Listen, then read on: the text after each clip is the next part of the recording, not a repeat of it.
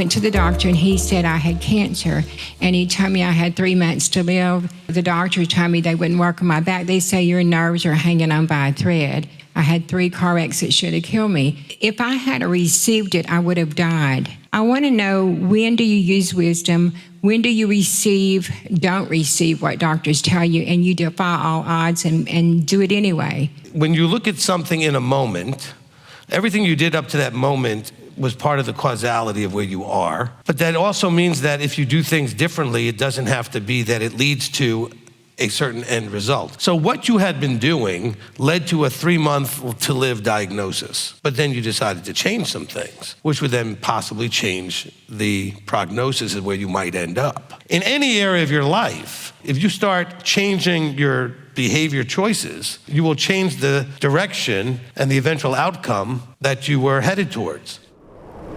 The only reason it says, and Yahweh said to Moshe every place, so many verses, is because people needed to know that this wasn't Moses just coming up with something. So it's over and over again. Now, how he communicated this to Moses, it doesn't say. But the reason every so many verses it'll say, and Yahweh said to Moshe, tell him this. Yahweh said to Moshe, do this. So that nobody would say, well, Moses, you just made this up and you made this up. He said, no, Yahweh told me to tell you this. Of course, he could have made that up too, but at least we have that emphasis that that's why it's in Scripture. But good question. We don't know how the communication was being done. He did say, though, I don't speak to Moses in dreams and visions like other people. I speak to him face to face. So he may have heard a voice in his head or out loud or whatever, giving him the information that he was hearing. So there was more of a direct communication likely happening here, because when Aaron and Miriam had a problem with Moshe, Yahweh said, look, I don't talk to my servant Moses the way I talk to other people. All right, so I'm assuming it was a little bit more intimate than that.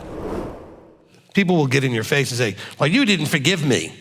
Well, what do you mean I didn't forgive you? I forgave you. No, you didn't, because we're not restored or we're not reconciled. Well, I don't want to reconcile or restore. It doesn't mean I didn't forgive you, because people don't know what those words mean. So Vera, the point to you is, with reconciliation, I have forgiven you. That's my internal part. If you and I are having a problem. But to reconcile, we have to come to an agreement so that whatever went wrong doesn't keep happening. Because reconciling means that we've now separated in some way. There's now a problem that's wedging between us. So to reconcile that, it has to be resolved and agreed upon so it doesn't keep happening. Otherwise, your forgiveness is just going to keep getting re-triggered by them continuing to do the thing that was the problem.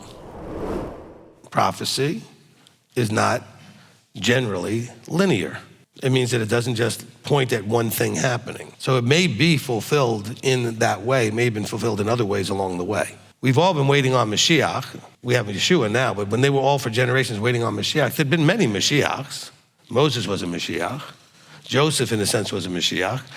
King Cyrus was a Mashiach. He was actually called a Mashiach. There can be multiple fulfillments of something pointing to an ultimate fulfillment that we may or may not actually know what we're looking for that ultimate fulfillment. Some of the things you read in the New Testament are to point out, hey, this is what that ultimately was talking about. So when it quotes Isaiah, where it talks about, and the virgin shall give birth, and you shall call his name Emmanuel, well, that actually was fulfilled in the next chapter of Isaiah, but it was pointing to Yeshua. You're talking about a thought that keeps reoccurring, and it's reoccurring because once you held on to that thought and an emotion got attached to it, I want that, I like that, or whatever it is, right? So it's that desire that's connected now to the thought. So now you have to disconnect the emotion from the thought so you can actually take it back into captivity. So you gotta almost surgically, you have to pull them apart, which means you have to now create an opposite emotion to cancel that one out. When we're dealing with these thoughts, right, and it has an emotion, think of it like, if you remember learning, positive and negative numbers and positive and negative things. So if you have a positive 4 and you put a negative 4, they balance out to 0. So if you have a desire emotion, you need an emotion not desiring that's equally strong or stronger to balance or cancel out the desire. All of you do silly things. All of you do stupid things. All of us. All of you will be rejected either personally, or what you try to do will be rejected and not you at some point, multiple times. We have to get over that fear of it. It's going to happen. So we need to not be afraid of it, but we have to repackage it. So if I reject your gift, that may or may not mean I'm rejecting you. So we have to not be so quick to jump to a conclusion. It may be the gift that I just don't have any interest in, or it just doesn't work for me, or whatever it is. Some people will take that very personally. Oh, Rabbi, I bought you that shirt and you never wear it. Well, because I didn't like it. Well, why didn't you say something? Because you couldn't handle it. So I didn't say anything. What I'm just saying is we have to be able to handle rejection in all of the different manifestations of it, because it may not be you. Most of the time, it's not you that's being rejected. It feels like it. The most selfish people I know are also the most generous people I know, because generosity and selfishness are not, opposites necessarily, unless it's the one aspect that we're talking about. The kid that doesn't want to share his toy is different than the kid saying, you need to have my toy and play with it the way I tell you to play with it, and now that's very selfish. See, that's not the same selfishness like it's mine, you can't have it.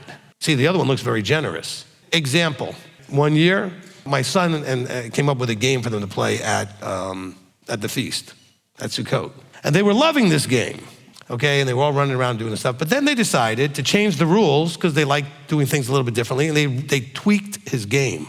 He had a complete meltdown. Why? Because even though he was being generous of providing them with this thing, it had to be his way. So like abandonment, learning that abandonment is about somebody withholding their love and affection from you. To prevent that, so how you can't go back under the Torah if you were never there. So if you let go of somebody and you're not holding on to them, then they can't abandon you. Does that make sense? Well, yeah. Look, abandonment, you said, is, by the definition you used, is withholding love from you, right? There's probably a lot of people out there that could be withholding love from me that I don't even know who they are and really don't care. Then why would that bother me, right? Exactly, yeah. The problem is that you care about who is doing the withholding of the love. And some of that is because of default programming. Because we assume mom should love me. We assume dad should love me, but they don't always. A lot of you have not had that experience, right? You've had experiences the opposite. And so we feel like if they withhold love, then now we've got this abandonment thing and everything else, instead of realizing it's just a fault in them. They're not capable of giving it. It's not that they're withholding it. Because manifesting, as I told you guys, is you manifest what you are. So all the positive thinking isn't going to do anything unless it changes who and what you are. You don't manifest what you want, you manifest what you are. And so that's a big difference, okay? And you manifest it because of the choices and actions. Remember, we talked about a path to going this way, and then you can make a change, and now your path is going this way. So a thought change that's dwelled on, emotions get attached to it, and then actions come out of it, and then habits come out of it, and then, right? We talked about this many, many times. Then manifest something. You're already manifesting. I don't want you to think of it in some new agey way. You're manifesting everything in your life right now, and it's manifesting based on all your choices and who you are and what you are at the moment. You start thinking differently because you think differently, you start acting differently, and you start making different choices, then you manifest something different. Is it not possible, if you don't love yourself, can you not love your neighbor? You can't really do what you don't have, okay? If you don't love you, how are you gonna love anybody else? You can do things that look like love, but it's not going to have the depth of reality in it because you don't even really understand it if you can't love you, because you don't have the abundance to pour out. And so just realize that that's kind of the problem. Those of you that are impatient, you don't have a big pool of patience to draw out of. All right, so just understand that anything you struggle with, you don't have a resource to pull out to do much of with it. You have a little bit of it and use it up real quick. Okay, so yes, in order to do these things, you have to be able to love you, to love him, to love each other.